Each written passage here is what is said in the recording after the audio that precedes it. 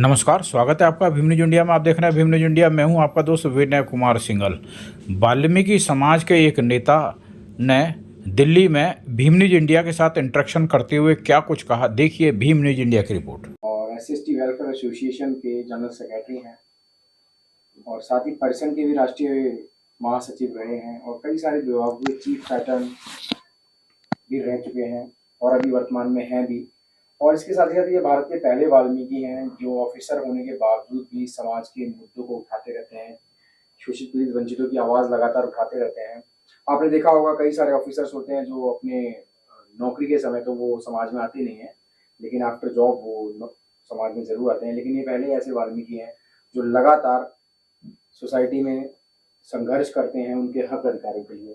तो ब्रह्म प्रकाश जी हमारे साथ हैं। क्या कहेंगे सर, अभी वर्तमान में जो हालात चल रहे हैं इस देश के, आपने देखा हुआ है चीफ जस्टिस पे जूता फेंका गया और इसके साथ ही साथ अगर आप हरियाणा का देखें तो वाई पूर्ण कुमार हैं, वो भी दलित जाति से थे, उन्होंने सुसाइड कर लिया सिस्टम में के दबाव में आके।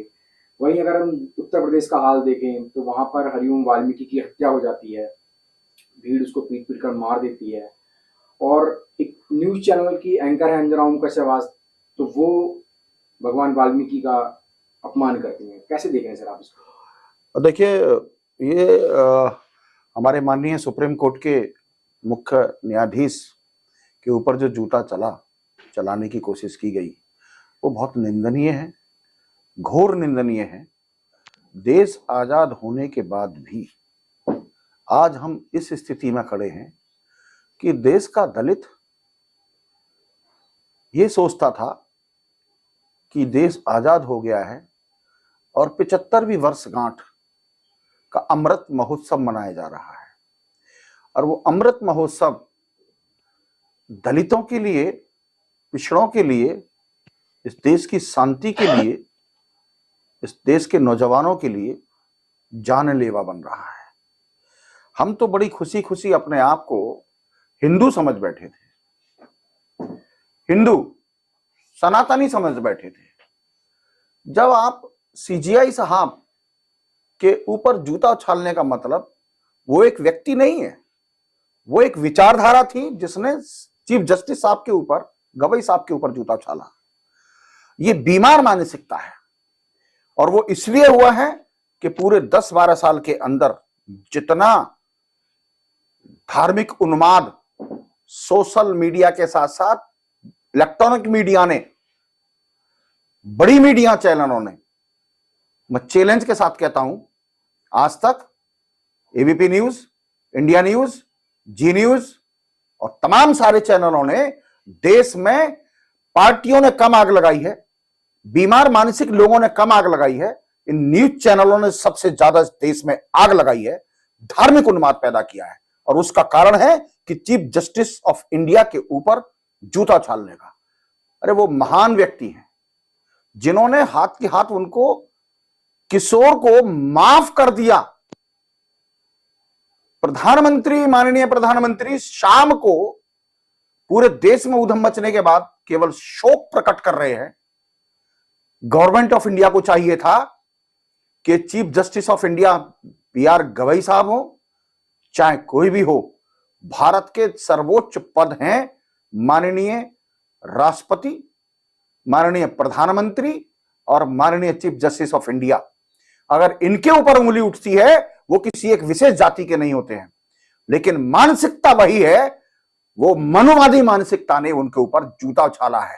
ये गलतफहमी हमारे वाल्मीकि, खटीक, धोबी, धानुक, गुजर, यादव, इनकी सबकी गलतफहमी इन्होंने दूर कर दी है जूता उछाल करके। ये तो फिर मुझे उस बात की याद आ गई जो छत्रपति साहू जी महाराज का पैर के अंगूठे से इन्होंने तिलक किया था, उनका राज तिलक नहीं किया था। ये बीमार मानसिकता वालों को इलाज करवाने के लिए बहुत जरूरत है।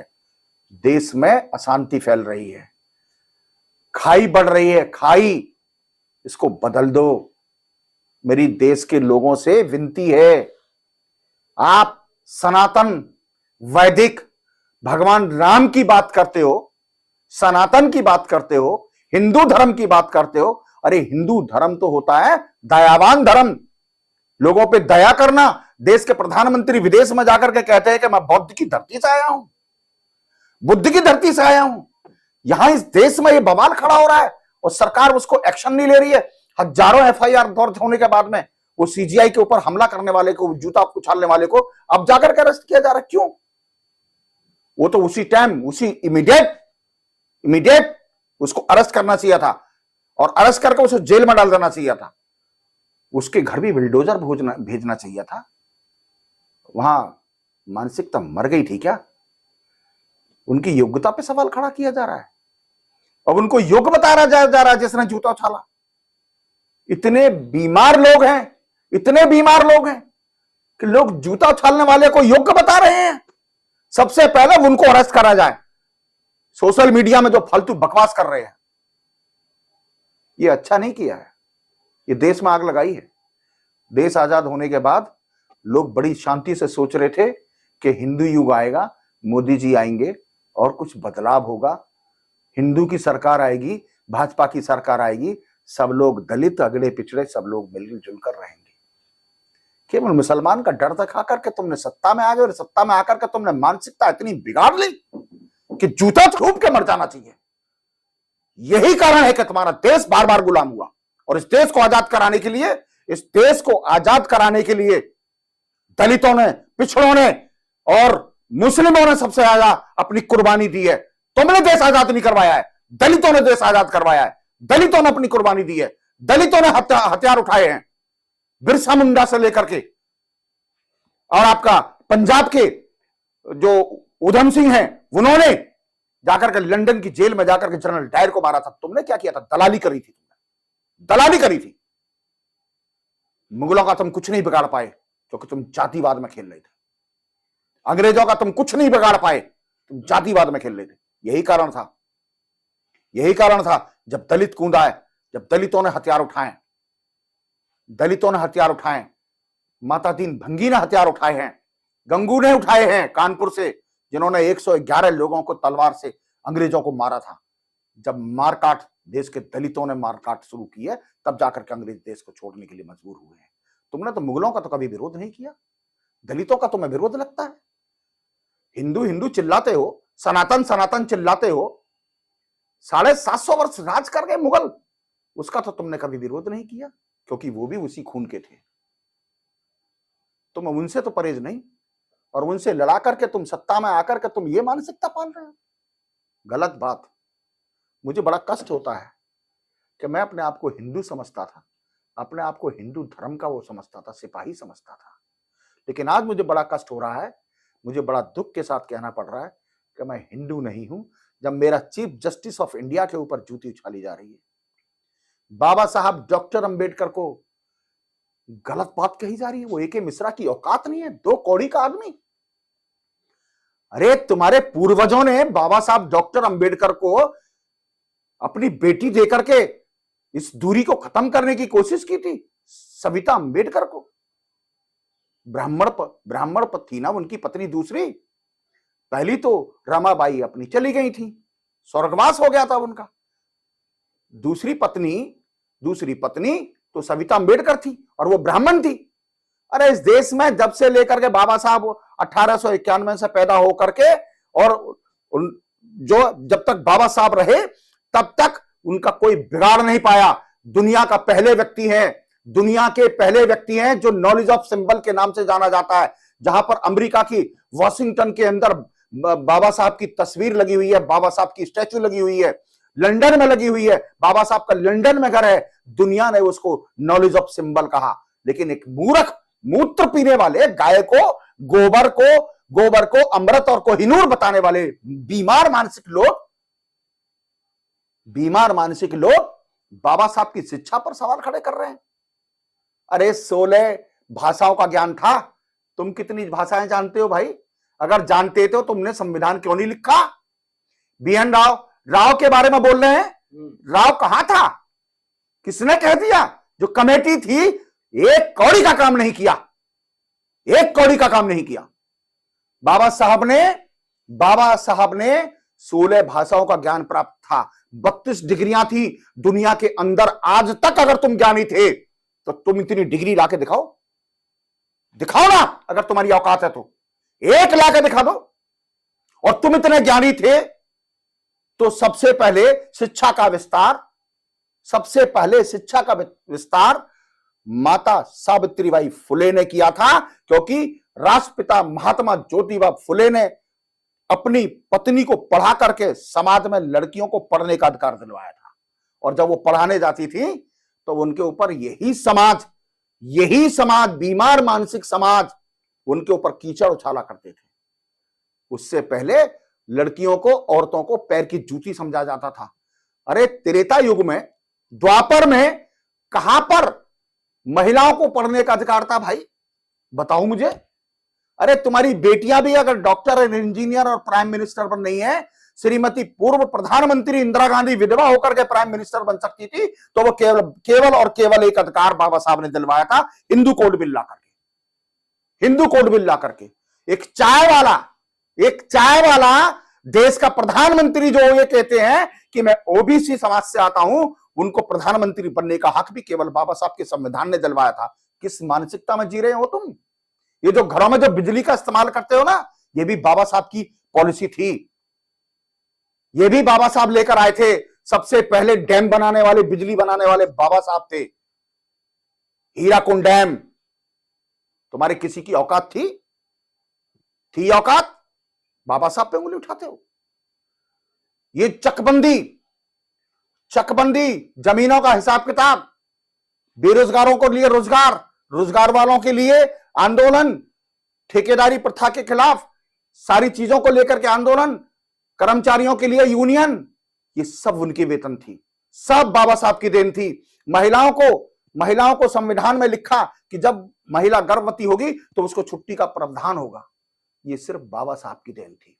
तुम एके मिश्रा, दो कौड़ी के आदमी, तुम्हारी इतनी हिम्मत हो गई, तुम बाबा साहब की योग्यता पर सवाल कर। सर भाई, अगर दूसरी तरफ हम देखें समाज में जिसको कट्टर हिंदू बोला जाता है, वाल्मीकि जाति, तो सर उसके व्यक्ति को भी पीट कर सर रायबरेली में मार दिया गया, कैसे देख रहे हैं आप इसको? देखिए पत्रकार महोदय, मैं बहुत देश के लोगों से, सरकार से मैं हाथ जोड़कर विनती कर रहा हूं कि जो मॉब लिंचिंग की घटना जो करी है लोगों ने, ये हरिओम वाल्मीकि की जो हत्या की है वो बहुत दर्दनाक है, बहुत ही ज्यादा दर्दनाक है। उत्तर प्रदेश में जहां माफिया के लिए कहा जाता है मिट्टी में मिला दिया जाएगा, अब वो बाबा कहां हैं? कहां गए मिट्टी में मिलाने वाले?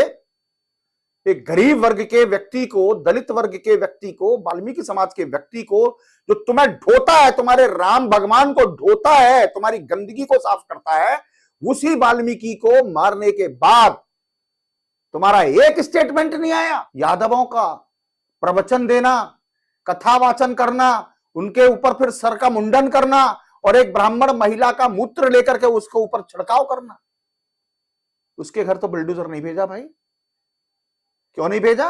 ये बड़े बड़े संगठन हैं, संघ हो गया, विश्व हिंदू परिषद हो गया, बजरंग दल हो गया, हिंदू वाहिनी हो गया, इनके किसी भी मुखिया ने आज तक इन घटनाओं पे क्या कभी कोई स्टेटमेंट देकर के कोई कार्रवाई की मांग की है? हरिओम वाल्मीकि का जो मर्डर हुआ, मॉब लिंचिंग करके न जाने कितने मर्डर कर दिए इस टाइप से, आवाज तक नहीं निकल रही है भाई। सरकार की आवाज ही नहीं निकल रही है, सरकार कुछ कर ही नहीं रही है। बंगाल चले जाएंगे, बंगाल चले जाते हैं, बंगाल का सर पर उठा रखा है इन्होंने, क्योंकि वहां इनकी सत्ता नहीं है। यहां सत्ता है तो यहां क्या कर रहे हैं? क्यों नहीं कर रहे? मध्य प्रदेश में दूल्हे को गोली मार दी गई, राजस्थान के अंदर बारात नहीं चढ़ने दी गई, एक रिटायर आदमी होकर आया मध्य प्रदेश में, उसका डीजे नहीं बजने दिया, बैंड बाजा नहीं बजने दिया, उसको पीट पीट करके थाने में बंद करा दिया। किस तरफ जा रहा है ये देश? किस तरफ? ये हमारे Y Puran Singh IPS, Y पूरन जी आईपीएस को हरियाणा में आईजी लेवल, आईजी वो सुसाइड करते हैं। क्यों? कितनी घटनाएं हो गई हैं, चीफ जस्टिस ऑफ इंडिया के ऊपर जूता उछालना, वाई पूरन का सुसाइड करना, इधर एके मिश्रा का बाबा साहब डॉक्टर अंबेडकर के ऊपर कीचड़ उछालना, उधर हरिओम वाल्मीकि का मर्डर करना, और अभी पहले हरियाणा में एक लड़का जिसका मर्डर किया गया, पुलिस ने मारा, उसके लिए वाल्मीकि समाज के लोग और दलित समाज के लोग, जाटव समाज के लोग, खटीक समाज के लोग, धानुक समाज के लोग सड़कों पर उतरे, जब जाकर के उसके पुलिस के खिलाफ एक्शन हुआ है। अभी तक कोई एक्शन क्यों नहीं हुआ वाई पूरन के मामले में? कहां, किस तरफ? इस देश में ना तो राष्ट्रपति सुरक्षित, ना तो राष्ट्रपति का मान सम्मान है। पहले हमारे महामहिम श्री रामनाथ कोविंद जी को चंडी के मंदिर में राजस्थान के अंदर घुसने नहीं दिया गया। वर्तमान president of India madam Murmu ji को मंदिर के उद्घाटन में नहीं आपने आमंत्रित किया, उनका अपमान किया। पार्लियामेंट के उद्घाटन में आपने उनका अपमान किया, उनको नहीं इनवाइट किया। इधर चीफ जस्टिस ऑफ इंडिया के ऊपर जूता उछाल दिया गया। आपकी सरकार में 2018 में 2 नवंबर को SC ST के आरक्षण पर और SC ST के एट्रोसिटी एक्ट पर जस्टिस ऑफ इंडिया के बेंच ने, बीच में एक जज ने कहा कि इसको बदलाव कर देना चाहिए। एट्रोसिटी एक्ट इसलिए होना चाहिए, आरक्षण इसलिए होना चाहिए। आज मैं देख रहा हूं कि पूरे भारत में बड़ी बड़ी योजनाएं चल रही हैं, लेकिन रोजगार के लिए कोई योजना नहीं है, ठेकेदारी प्रथा के लिए कोई योजना नहीं है। क्या योजना है भाई? यूपी के अंदर जियो है सरकार का 20,000 रुपए महीने का, और दे कितने रहे हैं उनको? 10,500, 12,000। उसमें भी जो बीच के दलाल हैं, समाज के दलाल हैं, मजदूरों की दलाली करते हैं, वो लोगों से 1-1 लाख रुपया रिश्वत, 2-2 लाख रुपया रिश्वत ठीक कर रहे हैं लोग। आप किसके लिए आए थे? आपको चुना किसके लिए था?